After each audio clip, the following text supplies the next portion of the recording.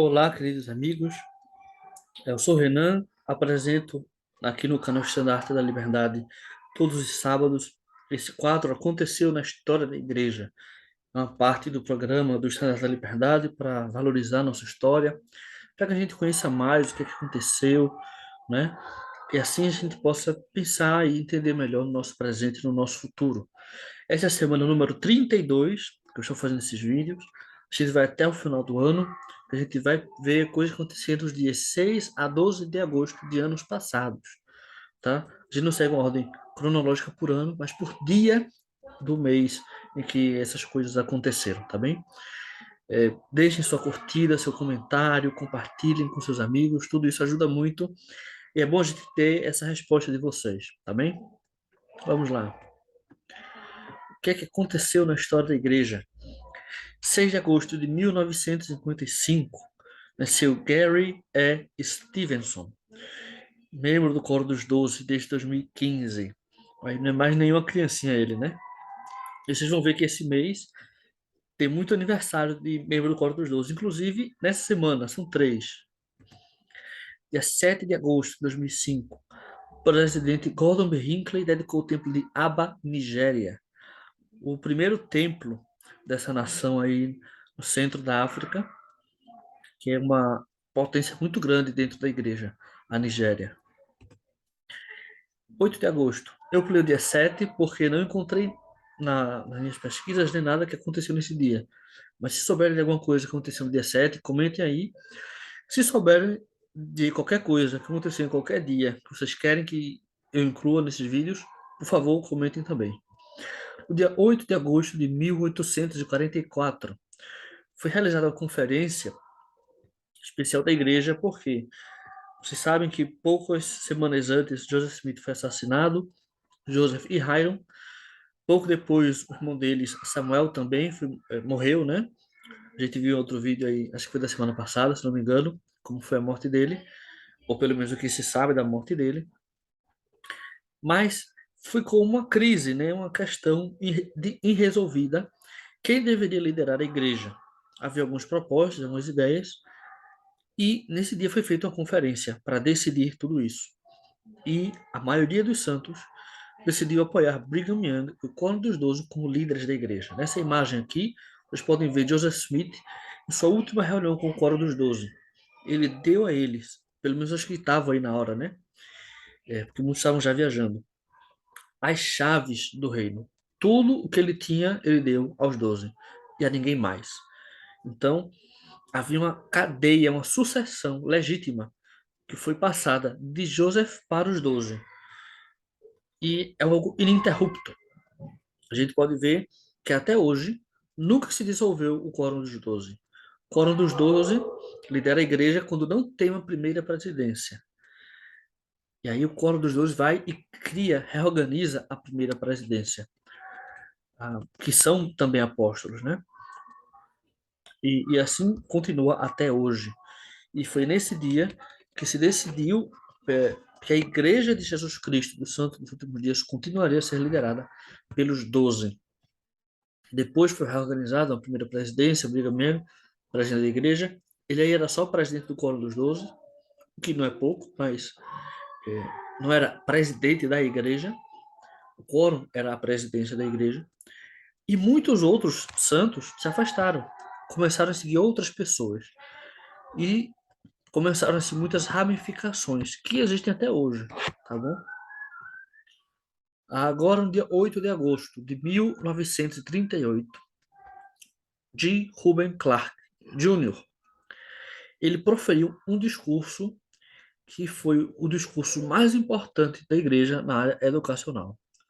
Se chama O Curso Traçado da Igreja nos Assuntos Educacionais. Ele proferiu esse discurso num treinamento para professores do sistema educacional da igreja, seminários e institutos, e aí ele deu as bases, né, de tudo o que é o SEI até hoje. Também esse discurso influenciou muito outras coisas, né, como o estudo de religião na BYU, que é um estudo mais acadêmico, mas mesmo assim tem um viés espiritual e outras coisas que a igreja faz, né?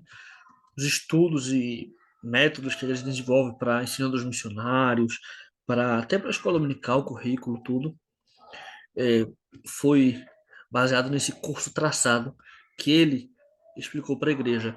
J. Reuben Clark Jr. Era membro da primeira presidência. Engraçado que ele nunca foi membro do Coro dos Doze. Ele foi chamado como sumo sacerdote para ser da primeira presidência. Foi conselheiro de 3 presidentes. No segundo presidente é que ele foi ordenado apóstolo. E morreu sendo conselheiro na primeira presidência. Foi um dos apóstolos, né? Porque ele foi ordenado apóstolo. Mais cultos, mais inteligentes, mais sábios que essa igreja já teve. Né? E ele influenciou algumas pessoas, como Gordon B. Hinckley, Thomas S. Monson, Boyd K. Packer e outros. 8 de agosto de 1850, faleceu George F. Richards. Ele foi membro do Coro dos Doze por muito tempo, 44 anos, entre 1906 e 1950. A família Richards foi uma família muito forte, de pioneiros, né? E ele aí foi também um grande representante dessa família. Dia 9 de agosto, mais um apóstolo nasceu, né? Eu disse que temos fazendo aniversário aí. Em 1951, nasceu Elder Anderson, Neil L. Anderson. Ele começa a servir no Coro dos Doze em 2019 e está lá até agora. Também ganhando mais uma velhinha no bolo hoje. Hoje não, no dia 9. Dia 9 de agosto de 1983, o templo de Nuku Alofa Tonga foi dedicado pelo presidente Gordon B. Hinckley, que na época era ainda segundo conselheiro na primeira presidência. Vocês sabem que o presidente Hinckley, eu acho que ele foi a pessoa que passou mais tempo na primeira presidência. Né? Talvez tenha alguma exceção, mas ele foi conselheiro de Spencer W. Kimball, Ezra Taft Benson e Howard W. Hunter. E depois ele mesmo se tornou presidente da igreja. Né? E ele dedicou nesse dia o templo de Nuku Alofa Tonga. E, já que ele gosta de templos, né? Em 1985, ele ainda era segundo conselheiro na primeira presidência, conselheiro de Spencer W. Kimball também. Esse mesmo dia, ele dedicou o templo de Chicago, Illinois, mas em 1985. Vejam que o templo de Chicago, Illinois é um templo bem típico desse período, dos anos 80. O templo de Nuku'alofa Tonga não. Ele é um estilo mais diferente, que hoje está tendo alguns novamente assim. Mas esse templo de Chicago, Illinois, ele é parecido com o de Lima, Peru, Buenos Aires, Argentina, Frankfurt, Alemanha e outros. Dia 10 de agosto, o Ricks College, que era tipo uma faculdade de cursos de curta duração, tecnólogos da igreja, ficava em Rexburg, Idaho, se tornou a Brigham Young University, Idaho. Né? Passou por um processo de reestruturação e deixou de ser só uma faculdade, né, para ser uma universidade, e passou a ter um nível muito maior de investimento da igreja até. E não oferece somente cursos de curta duração, de 2, 3, 4 anos no máximo. Agora dá bacharelados completos, né, e pós-graduação em várias áreas também. No dia 10 de agosto de 2007, faleceu James E. Faust, que foi segundo conselheiro na primeira presidência. Né? Ele foi conselheiro do presidente Gordon B. Hinckley. Quando ele faleceu, o presidente Hinckley disse que era um homem em que não se achava nenhuma falha. Né? A sua moral, sua fé, suas virtudes eram perfeitas. Apesar de que ele, como ser humano, era imperfeito. Mas ele tinha uma força espiritual tão grande que superava essas imperfeições.